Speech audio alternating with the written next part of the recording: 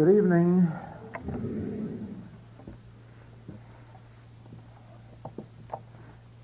Well, we had our pleasure this afternoon. Let's go to work tonight.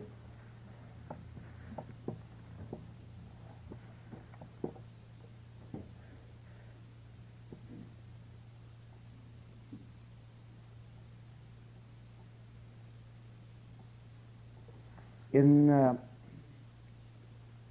living the infinite way, in living spiritually, we naturally have one goal. That is the attainment of conscious union with our source, God. That is the goal of all mystical religion. The fruitage of conscious union with God is spiritual harmony. Very often, truth students of all schools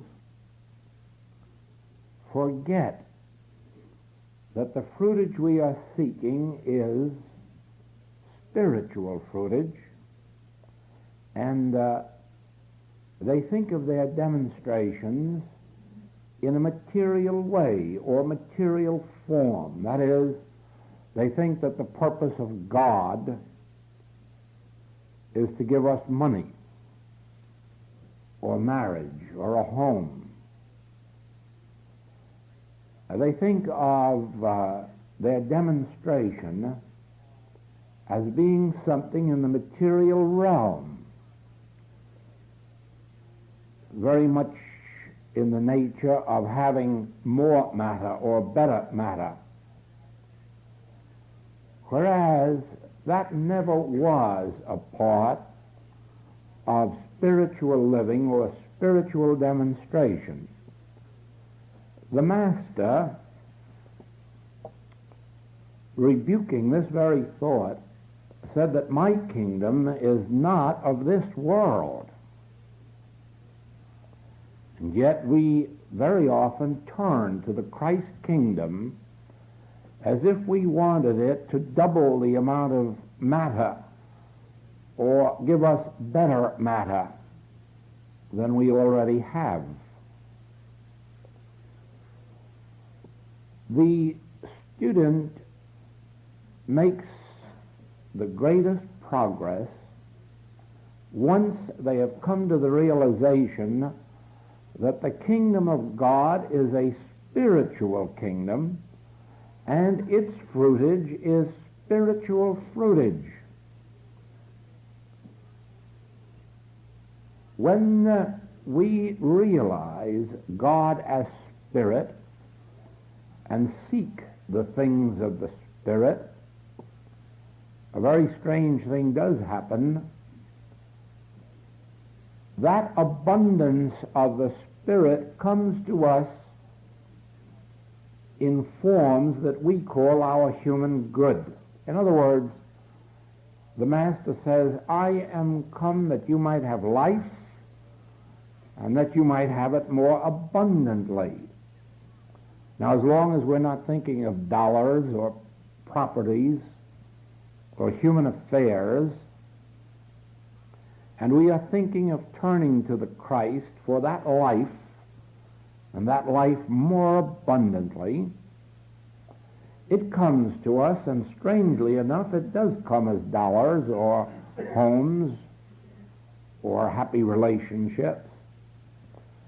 But the point is that if we are not outlining, our good may not always come in the form that we expect it. Actually, I have witnessed in my work many people who have turned to the Spirit for spiritual realization, for spiritual good, and then found themselves possessed of talents that they never had before. Some have composed music and been successful with it. Others have become writers. Others have gone from the work in which they are engaged to other activities. In other words, the activity of the Spirit doesn't always increase what we think is our good, but appears to us in other forms of good than we originally believed in. But above all things, we must remember that the Christ kingdom is not of this world, and therefore we are not to think of spiritual demonstration in material forms. Now, this afternoon, I brought out this fact that in prayer, we in our work are taught never to pray for things. Well, if we're never to pray for things, what is left to pray for? Well, we can ask for divine grace. We can seek spiritual illumination. We can knock at the door of consciousness for greater unfoldment. We can certainly ask for that life which is to be more abundantly experienced. Always we can pray, "Thy grace is my sufficiency." We can always keep our prayers in the realm of the spiritual without ever once coming down to the level of saying, "Heal my heart," or "increase my income," or "secure a position for me," for these things are not of the kingdom of God. I remember one time a man coming to me in great distress and saying, "I need employment and I need it I need work and I need it right away. I need it badly." I said, "You mean you love work that much?" "Well, no, but I must have income." "Well, a moment ago you needed work. Now we've gone on and find it isn't work you're so anxious about, it's income. But is that what you really need? Would an inheritance do just as well?" "Oh, yes, it would." "Well, now it isn't an income, now it's an inheritance." "Well, now, couldn't we get along without an inheritance if you put your hand in your pocket every day and found the sum of money you needed?" "Oh, that would do too." "Well, now we've come a long, long way from where you came in here looking for work." And so you see, actually, he was telling an untruth when he said he wanted work. Probably that's the last thing in the world he wanted. Unless there was no other way of getting those dollars.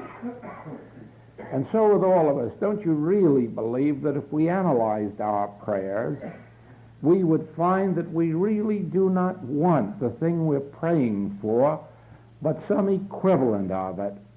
And of course we would get the exact thing that is meant for us if we learn to pray spiritually.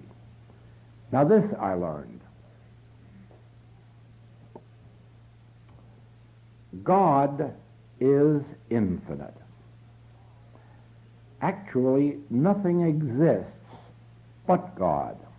Therefore, if I have God, I have all. I have every form that can appear, every form of good. So that my best prayer always would be, "Father, reveal thyself." Or, "Let me ask for illumination, for where there is light, there is no darkness.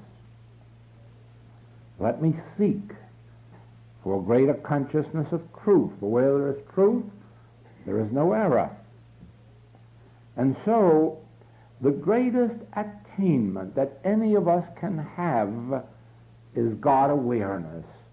For God is the substance of which all spiritual form is composed. So what really would be the use of having anything in the world if we didn't have God?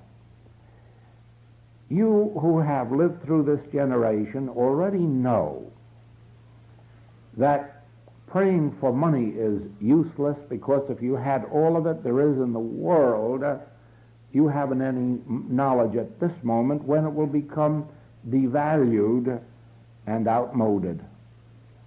You don't know if you could pray and have all the property in the world, what moment the government would relieve you of its responsibility. You don't know if you had every bit of health that you can dream of, that an accident couldn't take it away from you the next moment. So what's the use of praying for any of these things if after you've got them they can't give you satisfaction? This one prays for marriage, and you know what they sometimes get. And this one prays for money and gets indigestion. This we all know if we are truthful. There is no use in having anything in this world unless we have a bit of God along with it. So let us, at least, in the spiritual movements of the world, let us give up this unholy desire to demonstrate things, conditions, places, and persons, and seek just that which the Master told us to seek, the kingdom of God and his righteousness. Let all of these things be added unto us. I'm sure you know that Eddie Rickenbacker is a millionaire, and that he was out in the Pacific Ocean with 6 of his friends, where his checkbook was of absolutely no value, and where they evidently forgot to put supermarkets. And there he was with millions in the bank and millions of property, and even owning dozens of great big airplanes. And here he was limited to a little rubber boat out in the middle of the Pacific. That's a sad position to be in, except for one thing, that he had already learned that not one thing that he possessed was of real value in comparison to one thing he had learned. He had learned the omnipresence of God. He had learned that he could sit even out in a rubber boat in the middle of the Pacific and just fold his arms and wait. And rain would fall from the sky, and birds would come down and sit on his head and give themselves up, and fish would jump up out of the sea into the boat, and all of that happened, and he was fed for all of those weeks that he was lost in the Pacific. And he didn't have to use one check in his checkbook. You see, having God, we have literally all. As Moses demonstrated, we have manna in the wilderness. We have water in the wilderness. As Elijah demonstrated for the widow. Here she was, a poor widow, so poor that her son was to be sold into slavery just to pay her debts. It wasn't necessary.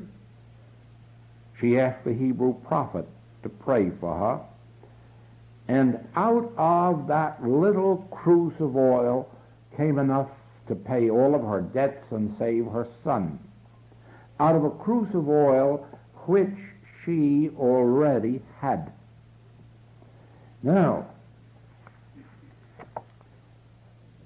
the question that that prophet asked of the widow was this: what have you in the house? That is the same question that Jesus asked of the disciples when they told about the multitudes that were there to be fed. What have we? We had a few loaves and fishes. Scripture says this: to him that hath shall be given. From him that hath not shall be taken away even the little that he hath. And that's a hard saying. Just think of it. The practical application of that in your life and in mine is this, that we dare never affirm that we have not. We dare never affirm that we need or we want. For sure as fate, we will demonstrate need and want. For if we have need and want in our house, need and want we will have abundantly, pressed down and running over. It is what you have in your house that you demonstrate. And if you say, I have nothing, or if you say, I have lack, or if you say, I have little, that is what you must demonstrate, because you are putting the value on what you have. On the contrary, if you affirm, I have some oil, I have some loaves and fishes, I have the presence of God, I have the Spirit of the Christ, I have divine love fulfilling itself in me, I and my Father are one, and all that the Father hath is mine. We have a principle of supply now that will never fail us. But to try to demonstrate supply is to start from the premise that I haven't it, and now I'm going to not have it 10 times over. Be careful in your practice of your spiritual truths, because you are dealing with laws. And the law of lack is more lack, and the law of desire is more desire. The law of wanting is more wanting. There is only one true law, and that law is or have or am. I have meat the world knows not of. I am the bread of life. I am the water. I am the wine. Or I have, I include, I embody, I embrace within myself the kingdom of God. Now I am living in my divine relationship as Son of God, whether I'm out in the Pacific with nothing, or out in the Atlantic, or upstairs or downstairs, wherever I may be, I am now declaring that the place whereon I stand is holy ground. All that the Father hath is mine, and then that is what I demonstrate. In other words, nothing really can be added to you. At this very moment, God has fulfilled itself as your individual life. God has given you his life, therefore your life is infinite. God has given you his wisdom, therefore your wisdom is infinite. God has given you his inheritance, his abundance, therefore yours is abundance. And you're living in that truth, and letting that truth live in you demonstrates itself as fulfillment in your experience. So it is with healing. Now, all of us here are interested in the subject of spiritual healing. If we understand even a little bit of this principle, we already know that healing work is not really the activity of God. In other words, God never really heals anyone. That would be sort of a sinful affair, because it would be acknowledging that someone was lacking something and God knew about it and now was going to correct it. And that couldn't be. It isn't really that God heals, although we use that language. The real truth of the matter is this: that a long way back in human history, an event took place which changed the history of the world. At one time, all of us were pure spiritual beings. We lived and moved and had our being in God. There was neither lack nor limitation. There was no sin and there was no disease. That experience was called our Edenic state. That was our time of living in the Garden of Eden. And into that consciousness nothing entered that defileth or maketh a lie. We were pure, perfect beings. There were no truth movements because none were needed. There was no one sick and no one poor and no one sinful. There were no religions and there were no churches. None were needed. Or any police departments. None were needed. We were pure, perfect beings. And now something stole into that Garden of Eden, and you have never been told the truth about it until here very, very recently. And so you haven't actually known what happened that threw us out of the Garden of Eden. The churches made up some fairy stories to please their simple children, but they did not tell them the truth. Probably they didn't know it. I wouldn't know that. But I do know this, they never told them the truth. The truth is this, that in some way that we at present can't account for, there came into our consciousness a belief in two powers, the power of good and the power of evil. Don't ask me how it could happen if we had the mind of God, because I don't know. I don't know how it could happen that we who had that perfect mind of God could accept a belief in two powers, but we did. We called this good and we called that evil. Adam, you remember, was rebuked for that very thing. He hid himself from God, and God wanted to know why, and Adam told him he was naked, and God said, "Who told you you were naked? Where did you get this information?" In other words, what is so wrong, what is so evil about being naked? But Adam had already come into an awareness that there was good and there was evil, and he was deciding which was which. And of course he decided that being naked was evil. It wasn't. And many of our races of people on this earth have lived naked, and no harm has come of it. But in their simple and pure minds, there was nothing evil about being naked.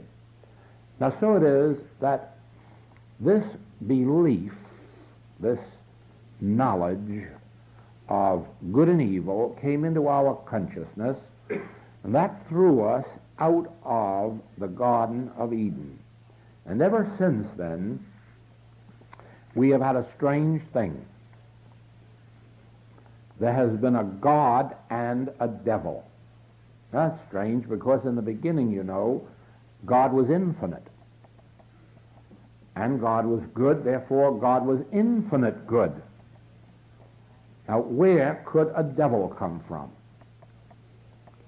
And so, it wasn't known, but it is now, that a devil was just man's imagination, man's own creation, which he thought up and then began to fear. So we had a devil and we had Satan, all images in man's mind, self-created, self-worshipped, self-feared.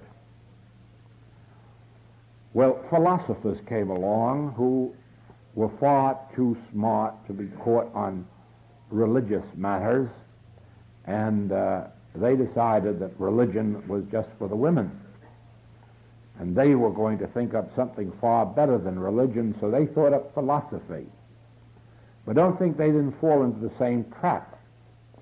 Only they couldn't call it God and devil because they didn't believe in God. They called it good and evil. Capital G for good and capital E for evil. But they perpetuated the God and devil. Now, when metaphysics came into being, Mrs. Eddy, in her earliest teachings, said that there was only one mind, the immortal mind. But she summed up all of the error in the world under the heading of mortal mind and said that it was a term denoting nothingness. And so at first her students did beautiful healing work, because whenever anyone came to them with a problem, it made no difference if it was physical, mental, moral, or financial, these early practitioners merely said mortal mind, nothingness. Wiped it off like that. There was only one power, and they had wonderful healings. But of course it was only a few years until mortal mind began to be the opposite of divine mind, and that made it a synonym for evil. And now we're back again to two powers. Now we have immortal mind and mortal mind, and we have mortal mind making disease and immortal mind curing disease. Isn't that nonsense? But that's what happened in the metaphysical world, and all of the movements have perpetuated that. The belief that there is an immortal mind which is good and a mortal mind which is bad, or a carnal mind which is bad, or hypnotism which is bad, or some other term that is synonymous with evil. And so here we are in this 20th century in metaphysics, and we again have two powers: God the good and error the evil. Immortal mind the good and mortal mind the evil, or any other name that you want to give to it. And you know what it does to all of us? It puts us right back outside the Garden of Eden again. And it takes from us the one and only healing principle that ever has worked or ever will work. And that is the principle that there is only one power, and you can take all the rest of the sins, diseases, deaths, lacks, and limitations in the world and just say poof. And you really then witness healing, like the Master going up to a blind man and putting spittle on his eye. Can you imagine spittle healing blindness? Well, what was the Master doing? Putting power in spittle? No. Spittle was the Hebraic way of showing disgust or nothingness. And so he was saying, look here, a little spittle will take care of that blindness for you. What did he say to the paralyzed man, the crippled man? What did hinder you? He didn't say a word about God healing him. He didn't say one single word about Christ in you was going to heal you. He just said, what did hinder you? Meaning, what power is there to stop you from getting up?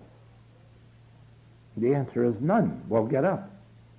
And he did. And what did the Master say to Pilate? Pilate says, I have power to crucify you or set you free. Jesus says, thou couldst have no power over me unless it came from God. And then he let him crucify him to prove that he could crucify him, but he couldn't do what he thought he could. He couldn't kill him. So it is. The secret of spiritual healing is not truth over error. The secret of spiritual healing is not God over disease or good over evil. The truth of spiritual healing is, I, the Lord, am the only power, and beside me there is no power. So come on, get up and walk, or open those eyes, or whatever else is necessary. Now, when this realization of one power dawned on me, it gave me something to teach. Up to that time, I didn't really know what was healing. I only knew that if I closed my eyes and waited, something stirred in me, and then healings took place. But I had no way of accounting for it until I learned this lesson, that the infinite nature of God makes it impossible for the devil to be anything but a mental image in my own mind. It may not have originated in my mind. It may have originated in what Paul calls the carnal mind. It may have originated in mortal mind, that is, in ignorance. It may have originated in the belief of good and evil. But if I accept devil, Satan, mortal mind, error, evil, then that is an image in my own thought, in my own mind, which I now have to contend with. And I don't have too much chance of winning. The only opportunity I have for success in molding my life or healing work is to abide constantly in the realization that whatever problems are brought to me, and it makes no difference, physical, mental, moral, financial, that I have nothing to do with those problems as such. I have only to do with the fact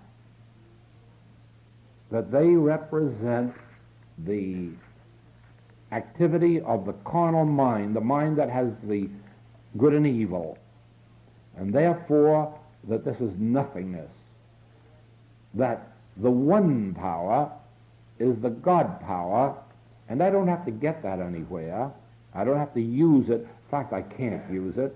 That would be a strange thing, too, if I could use infinite God or infinite truth. That'd be kind of a horrible thing to contemplate. I'm perfectly willing to let God or truth use me, but I don't like to feel that God is something I can use. That sort of puts ego in the saddle. Now,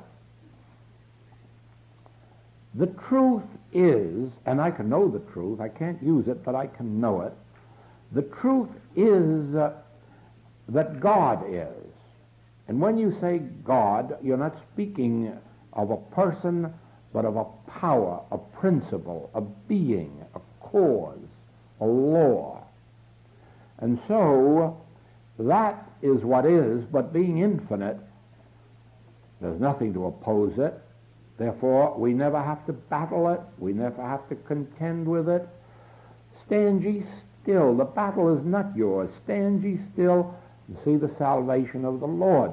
That is where you come to the Master's teaching of the Sermon on the Mount. Resist not evil. Just think of that.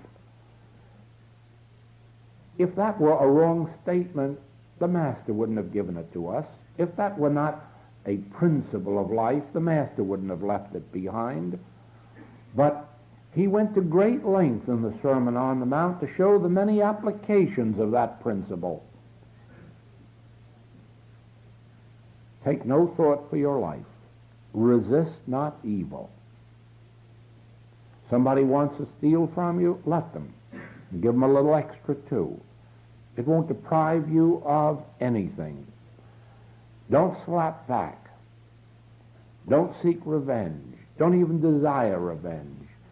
Stand ye still, and you will soon find that it is a truth that there is but one power. Now, if you go back to the Hebrew teaching, the Old Testament, you will find two powers all through the Old Testament, and you will find the power of God, and you will find the power of evil. You'll find God rewarding in one place, and you'll find God punishing in another place. And all of that was based on an erroneous premise. It was based on the belief that the Hebrews had found God. They hadn't. Only a few had. Moses had. Elijah had. There were a few that had. But the Jews themselves knew nothing about God, and what they were talking about was cosmic consciousness, where as ye sow, so shall ye reap. Whatever it is that you give power to in your mind, that's what you give power to. That has nothing to do with God. That has to do with cosmic consciousness, the law of cause and effect. But the great masters of the Hebrew faith, like Moses, Elijah, Elisha, Isaiah, they knew better, but they couldn't convey it. Solomon knew better. They couldn't convey it. They couldn't impart it. The human mind they had just come out of slavery, out of ignorance, out of darkness so recently that they couldn't accept this light of the one true God. And that is the reason that of old the Hebrews were never allowed to mention the name of the one true God. Only the high priests could do that, and they could only do it when they were in the inner sanctuary. And the reason was that that which was taught as God wasn't God, it was cosmic consciousness. But God itself was only permitted to be known to the priests. It was revealed to them, and they knew it. And why was that? Well, they felt that in their ignorance, if the real name of God was given to the people, that they would misunderstand it and apply it to their own egos and start an I am movement. They were afraid that everybody would run around saying, I am God. And that would be nice, wouldn't it? Be a beautiful thing for all these humans to be walking around believing that they were really God. And you see, that can't be. I am is the true name of God, but you can't start a movement with it, and that's what would have happened. They would have organized it. You can't do that with the true name of God. The true name of God must be taken into your consciousness and held there sacredly and secretly until finally it dawns on you that when you say, I am God, you're not talking about a human being being God. You're talking about the fact that you as a human being have died, and now God is in the ascendancy looking out through your eyes. In other words, you never would be guilty of saying, I am God, if you knew the truth. You would have a listening ear so that you could hear in your ear the voice saying, know ye not, I am God. And then you'd know that you had at last reached the throne. You had at last reached the inner sanctuary. When you say, I am God, you are a liar. That's what they were afraid of in those days. That if these poor, ignorant people, illiterate people, were ever told that the name of God is I am, that they would run around flapping their arms about their sides and singing to themselves, I am God, I am God. It's a horrible thing, but that's what was possible, and that's what's possible today when, in one way or another, somebody writes a book and tells people, I am God. The first thing you know, you hear is rumors like this. Joel is off his beam. Do you know he says he's God? And that's what they say about you. The minute you reveal, if you should ever do so, that I am is God, they'll say that you believe you are God. That isn't true. God is you. Oh, that's quite different. God is the life of your being. God constitutes you. God is the substance of your being. God is your life, your mind, your soul. You know that even your body is the temple of the living God. God is the very substance of your body. Just think of that.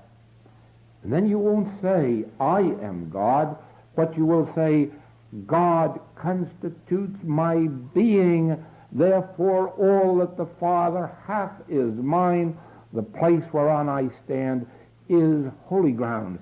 So in this modern day, learn the name of God and take it into your inner being secretly and sacredly. And there let it work in you, and you will find that the promise that Solomon made to his workmen is true. Solomon made a promise that when the workman on the great temple was completed, that he would give them a secret password, and they could travel all over the world when they had that word, and they could always command a master's wages. And unfortunately, something came up that prevented Solomon from giving them this word, and for generations it wasn't known what this secret password was that Solomon intended giving them, which if they knew would carry them all over the world without purse or script. Well, Jesus gave it to his disciples, and they were able to go without purse and script, and always be in possession of everything needful. And now we know, of course, research has shown us that the words that Solomon wanted to give the workers in his temple was, I am. Now every Hebrew master knew the secret and sacred words, I am. They never voiced them to their people, although Isaiah did put in his manuscript, is there any God beside me? I know not any. I will never leave thee nor forsake thee. If you go through the waters, I will be with you, and so forth and so on. Now, Jesus learned these same words, and he said, I am that I am. I am the way and the truth and the life. He thought that by the time he revealed this to his disciples, that they would be ready for this great impartation, but they weren't. They weren't. They lost it for a long, long time, and only 3 or 4 of them ever regained it. Later, Paul received the light, and he was able to say, I live, yet not I. Christ liveth my life. The I am lives my life. Now, when you come to this realization that God has fulfilled itself or himself as your individual being, that God, it is the fulfillment of your being, you can then say, that which I am seeking, I am. All that the Father hath is mine. The place whereon I stand is holy ground. I am the child of God, then heir, joint heir with Christ to all the heavenly riches, for I and the Father are one. You know, this is one, not that. This. I and the Father are one, and it is in this oneness that we find our self-completeness and perfection. Not that I am anything of myself, but my oneness with God makes me all that God is, an heir to all that God has. Now, these secrets have been known in the metaphysical world for a good many years. But how many of the students have opened their eyes, their souls, their consciousness to this truth, and been willing for a little while to give up the demonstrating of things, the demonstrating of persons, the demonstrating of more and better matter, and been willing to seek only the kingdom, the realm, the realization of God, of what God is. Because those who have done that have come into this awareness. Now, there are 2 points that I'm giving you that constitute major points in our infinite way work. And one of these is the knowledge of the nature of God. Once you begin to perceive that the nature of God is fulfillment, the nature of God is spirit, the nature of God is I am, the nature of God is the very life of my own being, the nature of God is infinity, the nature of God is omnipresence, the nature of God is omniscience, the nature of God is omnipotence. By the time you have realized that, you have realized point number 2 in our work, the nature of error as nothingness. The nature of any form of error, sin, disease, death, lack, and limitation, as the arm of flesh or spittle or nothingness. Now, when you perceive these 2 things, you have God as the all-power and only power, and no longer do you use power over truth, over error. No longer do you use power to remove error. Now you live in the conscious realization of truth as an infinity of being and all else as nothingness. And now you have prayer revealed. You know the whole secret of prayer. Because now prayer is a knowing of this truth about God, about your oneness with God, the infinite nature of your individual being, and the nothingness of any of these claims of sense.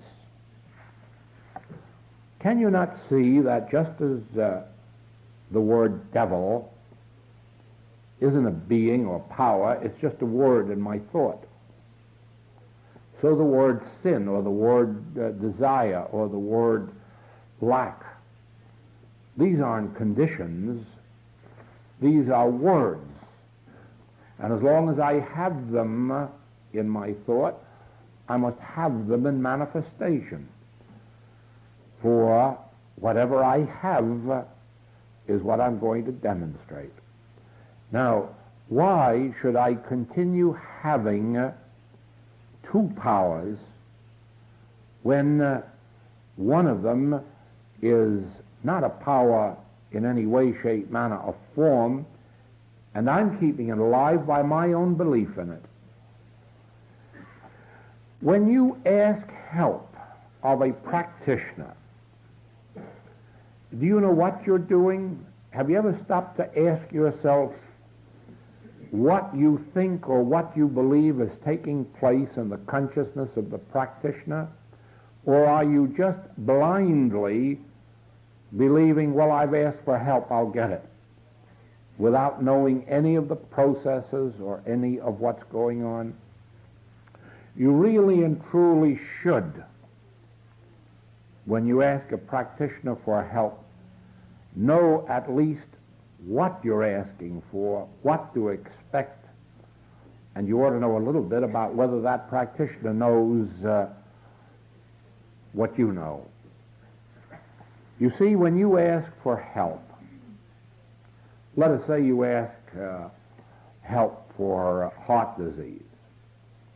Now, did you ever stop to realize that your metaphysical practitioner doesn't know anything about a heart, and wouldn't know a healthy heart from a sick heart, and wouldn't know how to turn a sick heart into a well heart, and wouldn't even know what a well heart ought to be like when it is well? And that by saying, heal my heart, you're really being a little naive about this whole thing? Just what do you think your practitioner can do about a sick heart? And the answer is, I never knew a practitioner who could do anything about it, except the few practitioners who've come out of materia medica. We don't know what hearts are, or much of what they're for. And those who have come out of materia medica are trying very hard to forget all about hearts when they're asked for metaphysical help. But I know some of them. Now, as a matter of fact, when you ask for help for a sick heart, what you should expect of your practitioner is this: that your practitioner knows enough to know that you don't live by virtue of a heart. Man does not live by bread alone. Man does not live by breath alone, or by hearts or liver or lungs. Man lives by the grace of God. That's what makes man live. Nothing but the grace of God. And man needs nothing but the grace of God in order to live. Now, I can tell you here a little secret that I've learned. I really shouldn't have learned it because I shouldn't have been bothering about the body, but I couldn't help in 28 years picking up this little bit of information. The heart doesn't govern life. Life governs the heart. It's life that makes the heart beat, not the heartbeat that makes life. Now, it's a strange thing. Brains do not make intelligence. Oh, no. Cows have brains, and calves have brains, and oxen have brains, and a lot of stupid people have brains, and heavy ones. Brains do not make intelligence, but intelligence may operate through the brain. So with all you're getting, don't get brains, get intelligence. Don't be concerned about sick brains or well brains. Be concerned about intelligence. So your practitioner doesn't try to heal a sick brain, a sick heart, liver, or lung. Oh, many people call a practitioner and say, will you give me some help so I can sleep? Why? Why do you want to get unconscious? Wouldn't it be better to stay awake and read the Bible or a good metaphysical book? People are too anxious to sleep and be dead, unconscious. It isn't necessary to sleep. Man doesn't live by sleep. No. Now, the only one thing necessary in our experience is the grace of God. When you have the grace of God, you live even if you haven't got a heart, believe it or not. Many people do not realize how many people there are walking around with half their bodies missing, organs and functions inside their bodies. Something else takes its place. Dr. Cryle over in Cleveland some years ago removed half of a man's brain. But the man went right on functioning intelligently with full use of all his capacities with just half a brain. And who is to say that he couldn't have removed another half? Only a matter of his own faith. So it is with us. The body does not make you live, but your life functions your body. And while you have life, your body will function. But you can have a body and have no life. And you can have a good, perfect body, too, and have no life. But you can't have life and not a body. And so it is. Let us not believe for a minute that there's some mysterious power that heals us because we have the name practitioner or title practitioner. That's a lot of nonsense. Ye shall know the truth, and the truth shall make you free, and you don't have to have a title to heal with. But you do have to know the truth. And you can have all the titles and all the colleges, and you won't heal if you don't have the truth. And the truth is this: your practitioner can't heal you. Your practitioner can know the truth that God is the life of you, and that life functions your body. And if you've lost an organ or a function, it can rebuild it again. If you destroy this temple, in 3 days, I, that same I which was God, that will raise it up again. And where is I? In the midst of you. I, in the midst of you, am mighty. I, in the midst of you, am the very bread of life to you, and the wine, and the water, and the resurrection. As long as you can say I or think I, you're safe. If you're in the valley of the shadow of death and can say I, your life can never be taken from you. If you are out in the middle of the ocean with nothing about you but storms and can say I, you cannot drown. If you are in a fire and can say I, you will not drown. If you can't say it, think it. If you can't say it or think it, be sure you've said and thought it enough before the fire and the flame happen. And you won't have to say it and think it. You could think it enough tonight to have some eyes laid up in storage for you. Because I is the secret. I in the midst of you is God. God gave himself to you as your life, as your being. And that is why in all mystical language, the word self, S-E-L-F, is spelt with a capital S. It means that God is yourself. Not the little fellow or girl you thought was yourself. That's only your concept of yourself, your false or limited image of yourself. Your real selfhood is God, or God is your real selfhood. Ye shall know this truth, and this truth shall make you free.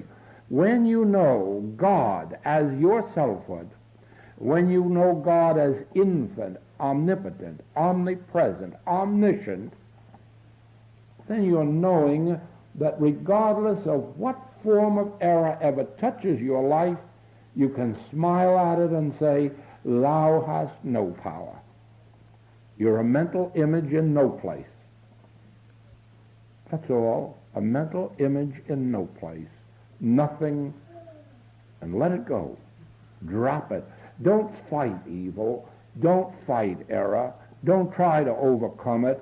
And above all, don't believe there's a God that's going to do something to it, for it was nothing in the beginning. You are a liar and the father of lies. Nothing. Nothing. There's nothing to be done to error but know the truth about its nothingness. And in proportion as you know the infinite nature of your God self, you are automatically at that instant knowing the nothingness of this claim. What did hinder you? Pick up your bed and walk. So it is. These are principles. They're in the Bible, but they're not clearly stated, and so it has taken our great metaphysical revelators and writers to put them into clearer language for us, and with each generation they're becoming clearer and clearer, and eventually everyone on the face of the globe will know this truth. I'm happy to speak about that for a minute. There was a time when Christian Science and unity and divine science held within themselves about all of the spiritual truth there was on earth, and some in the New Thought works. And that is about where it ended. The rest of the world didn't seem a bit interested, and it looked for a while as if we in the metaphysical world were going to have an exclusive on, and we alone were going to demonstrate harmony in our experience. But that didn't last too long, fortunately, for now the Protestant churches of the world are becoming interested in the subject of spiritual healing and these spiritual principles, and they are reaching out for our literature. and they are beginning to practice. They are beginning to open themselves to this work, not only in the United States, but in Canada, and also in Europe and in Africa, in Australia. We just came back from Australia and New Zealand and found that all of the Methodist bookshops and Baptist bookshops are carrying the Infinite Way books and doing a very nice business with them, showing the interest in the Orthodox field for this spiritual truth. And you will, within a few years, realize that everyone on the face of the globe is wanting to know the truth that has really lifted the Christian scientists and the Unity students and the divine science students out of the ordinary rut of human living and made them somewhat healthier, a great deal more moral, a great deal more successful than the average run of person, the average run of the world. And the rest of the world is inquiring now why, and why can't we? And they are reaching out for literature on that subject, and we are the fellows who are going to be called on to introduce this to them. But never believe for a moment that we can introduce it to them by saying so, but by being so.